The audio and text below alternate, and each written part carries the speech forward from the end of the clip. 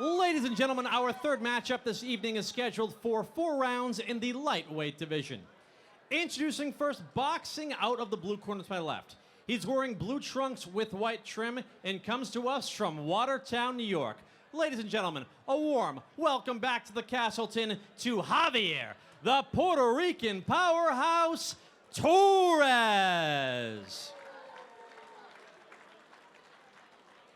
And his opponent, standing directly across the ring, fighting out of the red corner to my right. Wearing white trunks with black and red trim. His record, perfect. 1 win, no defeats. That one big win coming by way of knockout. He comes to us from nearby Middleton, Massachusetts. Ladies and gentlemen, Austin Keller. 4 rounds, lightweights.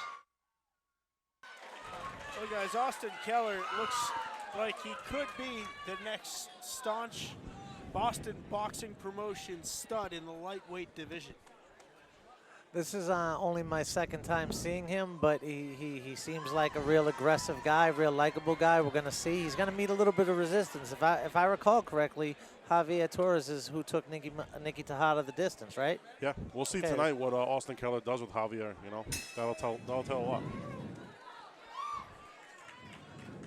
Another lightweight division. Sean, we've been talking about some big names in the lightweight division. Oh, big right hook by Boston Boxing big right Promotions. hook by Keller right off the rip. Keller coming out firing here in the first round. Yeah, Keller's trying to get him out of there right away. He's trying to make a statement.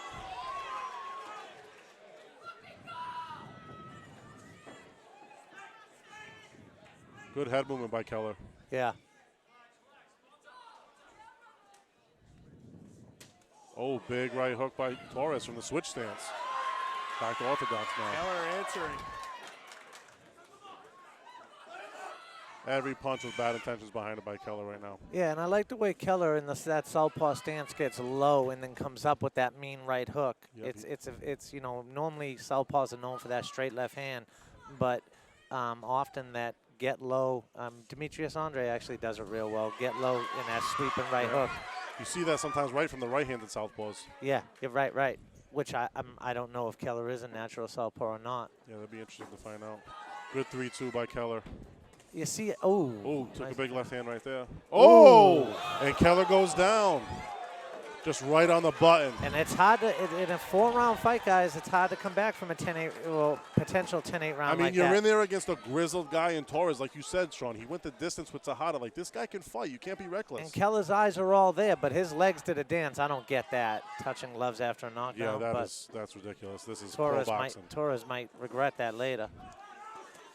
Keller's got to be careful. If I was Keller, I'd stay a lot tighter.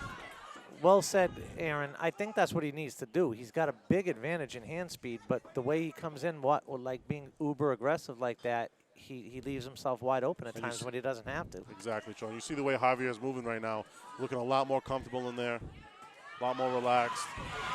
It doesn't, even though Keller's throwing big shots, they don't seem to really be bothering Javier. I don't know if you see the same thing, but. I kind of get that feel as well, because I think Javier is physically a lot more relaxed out there than Keller is. Definitely. Just based off the body language. So we said it at the beginning of the broadcast, right? Keller, you know, that fight experience, you know, comes into play. You know, all those amateur fights, you know, sometimes all those mixed martial arts fights. We know Javier has been there. Yep. In the, you know, he's been in the ring, he's been in the cage, he's been fighting, you know. With Keller, he's got the skills, you can see it, but it's that ring time. You know, he's in a tough spot right now. And Javier picking up confidence, putting Keller on the back foot, which I didn't expect to see in the first round, but I also didn't expect to see Keller on the canvas in the first round. He's got himself a little bit of a predicament to dig himself out of, but this is what you want as a young pro fighter. Yep. Learn on the job, right? Yeah, you questions asked, questions answered. We're going to find out. And that, you know, that's an interesting round, guys, because even with the knockdown, I would say other than that, it was a Keller round. So is it a 10-8? Based on the knockdown, or is it a 10-9? I'm asking you guys. I'm not sure. I wouldn't want to be a judge on that round. Yeah, it's not a hard round to score. It just, is it a 10-8 or is it a 10-9? Yeah, I'm gonna say personally, I mean, just from what I think it's gonna be a 10-8. 10-8. because Javier did have some good follow-up after that as well. Even though Keller did have some good punches as well and some good combinations, he has that flashier effect, you know. Yeah. I think Javier did enough with the knockdown, of course, to pull out that Pull round. off today. But I don't disagree with you, Sean. That easily could be a 10-9. You know, Keller did have some good, some really good. I mean, that was Caught him reaching. caught him reaching. That mid-range. And guys, the other thing that seems to be playing a factor in just the sheer amount of action tonight, we're working with a very small ring. Yeah, I mean, there's nowhere to run there, and that's where, you know, Keller has to be a little bit more cognizant of his range. You know, he has to know where he is at all times. He has to know what range is going to work for him better. You know, They Keller just both got rocked caught- each other in that. Both guys got rocked in that last exchange. Yeah, I think what we're seeing right here, though, is Javier is taking Keller's punches much better than Keller is taking Javier's. I agree. That's what I'm noticing. And it seems Javier has a gear he's comfortable with. It seems like Keller's still trying to find his gear in that ring. Yep, Javier has that steady pace, steady pressure. Just keep trucking, keep applying, keep trucking. See, even right there, you know, like Keller's punch was flashy, but Javier seemed to do more damage. He's snapping Keller's head back. Good body work by Keller. Really good body work. Good punches upstairs. That's where he could turn this fight around, is with a good body attack. Yeah, I think if he breaks that distance a little bit and kind of keeps that inside with that nice body work, I think he'll have a little bit more success. It's that mid-range that's dangerous for him right now.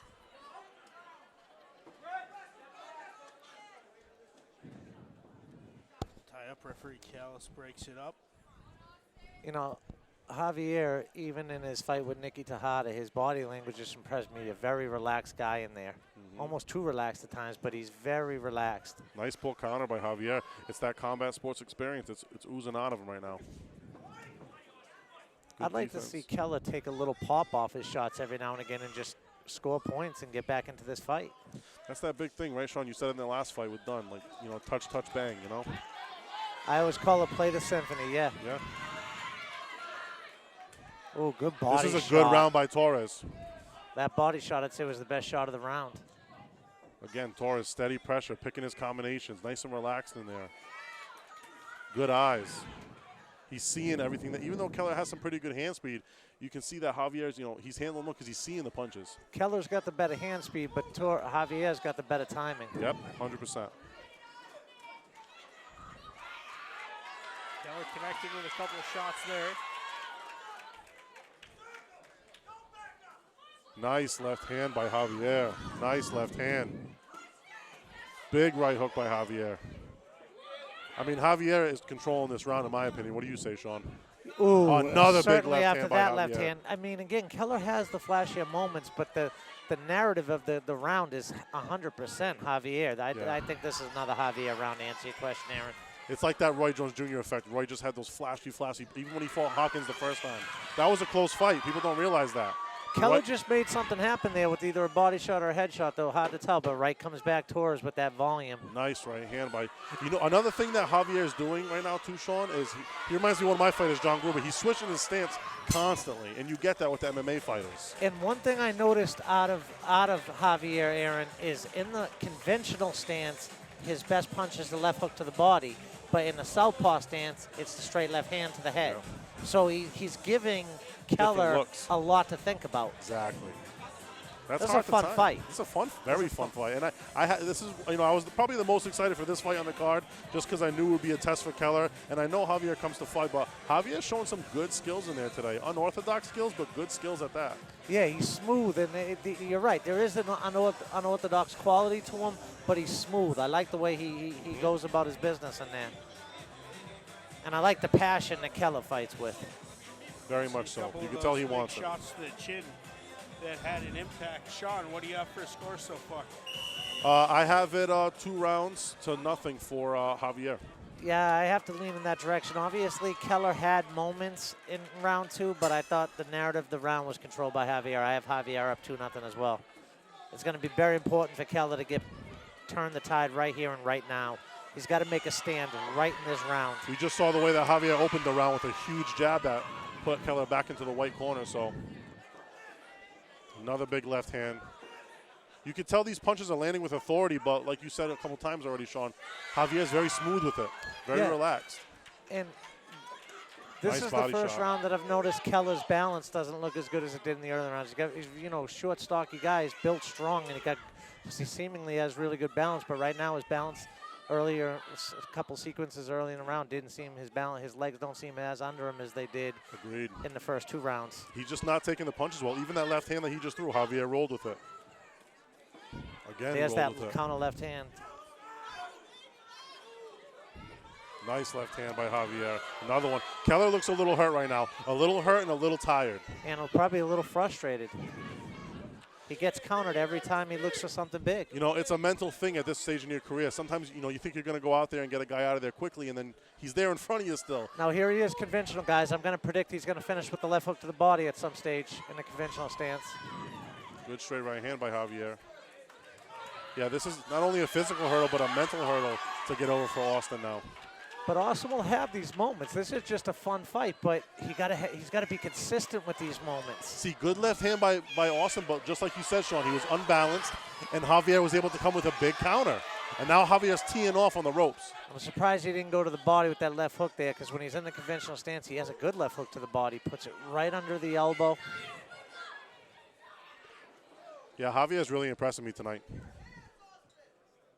Yeah, and here's a guy that comes from a Muay Thai or a MMA background, am I correct? Yep. But he's getting better on the job as a boxer. You can tell this that. is the best I've ever seen of him. Yeah, you can tell, you know, this guy is really practicing his boxing. He's in there, he's learning, he's getting good sparring.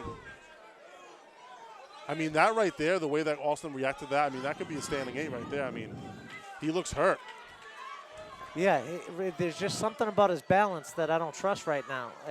He's either a little tired or... Yeah, he's very hurt. He stays Or he's overextended hurt. after all of his shots. Hurt, tired, but his body language is not good right now. Torres is very smooth, and the accumulation of his punches may be catching up. Look at Austin's eyes when he takes some of those punches. Even in it's almost like, you know, they're kind of almost like shutting a little bit. You know, he looks he's dragging in there. Just his body language. Look at it's just completely off. And now shots that aren't clean. You know, Javier's been able to move him with clean shots early, but now shots that aren't clean are starting to move him. Yeah, Javier's picking up the pace every round. This is a huge Javier round. I wouldn't be surprised if Jackie Callis stood in and checked on Austin at some point. Yeah, it's not. And Keller's very discouraged. You see his body language in the corner. I think it's a mix of all of it. I think he's getting a little outskilled, a little outgunned. And I think mentally he's, you know, like you said, this is a hurdle. And, you know, he has to jump over this right now. And it's going to be tough. I think he needs a knockout to overcome that hurdle. Yeah, he's down 3-0 right now, in my opinion, and with a 10-8. And the first and the second rounds are not debatable.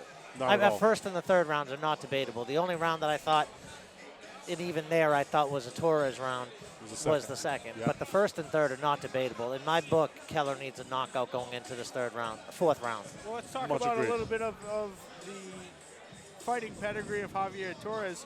He's 0-2, but those 2 losses, unanimous decisions, but one against Alexis Flores and one taking Nikki Tejada the distance. The distance. And giving Tough Nikki his toughest fight. Yeah, tough opposition. Well, toughest I've seen Nikki in. That's the thing. Sometimes you see the guys with the losses on their record, but you have to see who they fought because, you know, that's how you sharpen your blade. And if you take this sport serious and you're in the gym practicing, Keller's hurt. Keller's hurt. That left hand, nice little lead uppercut by Javier. I mean, Javier's just working a heavy bag in there at this point. Johnny Callis might be taking a good look at some point in this round. Yeah, you see Jackie. Wow. It'll be interesting to see how much Keller tries to sell out and go for that knockout. And whether he's he leaves gonna. himself Keller's a open. game tough kid. He's a Ray Hebert fighter, but his legs on 100% behind him. He's gotten beat up a little in there tonight. And you just saw that return left hand from Keller. Didn't even have any pop on it. That was a smooth transition right there by Javier Torres. Through the left hook, switched into the right-handed stance. Like we talked about, Aaron, very typical with the MMA guys. They actually do that crossover better than most boxers. Yeah, I call it the cross step. Beautiful stuff. I'm a big fan of it. I have a lot of MMA guys that transition to boxing. Look at that short left hand. Look at that short left hand from Torres. I think you're going to see that left hook to the body you've been talking about, Sean, coming over here. Throws There a it good- is. There There it it is. is. Just like you said. On Beautiful. cue, Aaron. On cue. He should throw it more often, though, right? He's got a good one. I think he'd probably get him out of there sooner if he did. Yeah, I mean, Austin's not even looking at his target now. It's a tough fight, but he's going to learn from this and He's get better going to learn from from this. it, yep. He can't let it discourage him. He's in there with a tough, grizzled vet. This is a good lesson for all the pro boxers, all the guys who want to make pro debuts out there. You know, look at who you're fighting. Don't just look at the 0-2. Look at who you're fighting. And don't downplay some of that MMA experience. Fighting is fighting. Fighting is fighting. Because I also work with some guys that are doing both. Some of the best, right? Again, switch to orthodox stance. I mean,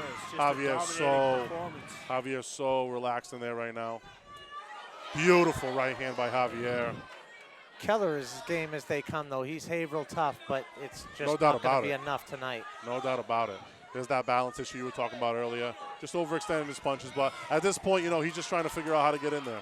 And how smooth the volume of Torres' punches is. Javier looks unbelievable tonight. I mean, he just gained a fan in me. Oh, good head movement by Keller, though, avoiding the next big shot that maybe would give Johnny Callis. Hey, credit to Keller. He's in there. He's fighting. He's still throwing punches. Oh, another right hand. He just outgunned. Out-experienced tonight. And I want to see Torres fight again. He's made a fan of me in this fight, you know, like he Beautiful left hand by Torres. Another one. I'm going to challenge the hardcore boxing fans, but back in the 90s, there was a guy that had no amateur fights named Jake the Steak Rodriguez, and Torres just reminds me a lot of Jake Rodriguez. He beat Ray Oliveira. He Unbelievable fight by Javier Torres. He beat Ray Oliveira in a world title fight. And Ray has at that point had a wealth of amateur experience. And Jake the Steak Rodriguez was a real IBF junior welterweight champion. He later lost it to Costa Zoo, but he had no amateur fights. I mean, they fought him Costa at a Zoo. carnival. Yeah. Yeah, I mean, lost to Costa Zoo right there. That tells you everything you need to know. Well, Aaron, the question has to be asked. Javier Torres gets his first professional win. He's had 2 great performances in the past, albeit losses. Is he the real deal in the boxing ring? I would say 100%. I mean, at least at this level, you know what I mean? At this level, at the regional level, at the club level right now, I mean, I think Javier Torres at 135, at 140 can give anybody issues. I mean, with that performance right there, he showed a lot. He took a guy who many think was going to be, you know, maybe the next up-and-comer in this area, and kind of shut him down. And now Austin Keller has to go back and reset, and I can't wait to see what's next for Javier Torres. I think, you know, with a guy like Javier Torres, if you got a proven prospect at 135 or 140 as an amateur with a deep amateur background, then that's the type of guy you might want to put him in with. But if you don't, this might be the type of guy you want to stay away from. It is because he didn't look like a 0-2 fighter tonight. Even forget his record.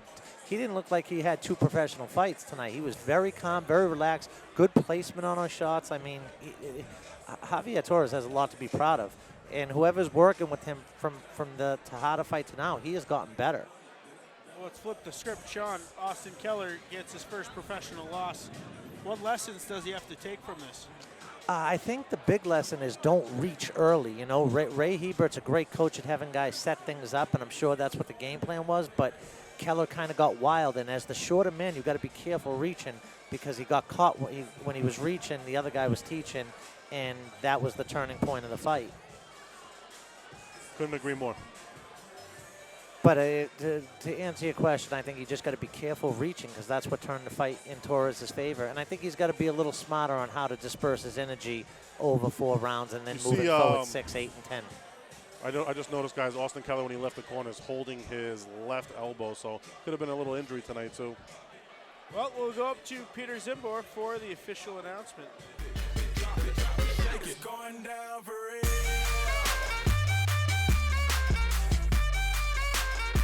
It's going down for real. Ladies and gentlemen, how about a round of applause for both these combatants going 4 hard rounds for you here tonight. Judges Eddie Scunzio and Kevin Hope score the fight 39-36, whereas Martha Tremblay scores the fight 39-37. For your winner, the unanimous decision, Javier, the Puerto Rican powerhouse, Torres.